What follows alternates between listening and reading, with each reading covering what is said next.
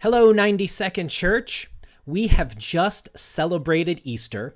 So for this week, we are going to look at the resurrection appearances of Jesus. So get ready for a week of now appearing. Today, we're going to drop in on John chapter 20, and we're going to see Mary. She has just gone and found the tomb empty, and she is sad and grieving and wondering what happened to the body of her teacher, Jesus. And in verse 17, we see that Jesus appears to her, and he says this, "Do not hold on to me, for I have not yet ascended to the Father.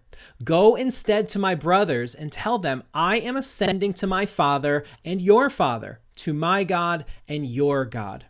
So Mary is sad and grieving. Jesus appears, and at first she thinks he is the gardener and asks where he's put the body.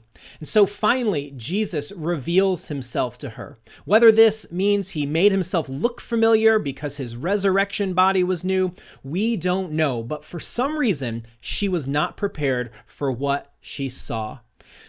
There must have been an inclination in her to grab onto him and maybe give him a hug. And Jesus says, "Do not do this. Do not hold on to me." He is the first person in the resurrection. He defeated death, and his presence before Mary proves it. And he promises to appear more to the disciples before he returns to the Father. So the question I have for you is, what limits do you put on Jesus to keep him looking familiar? Maybe it's time to release those. I hope you have a good week.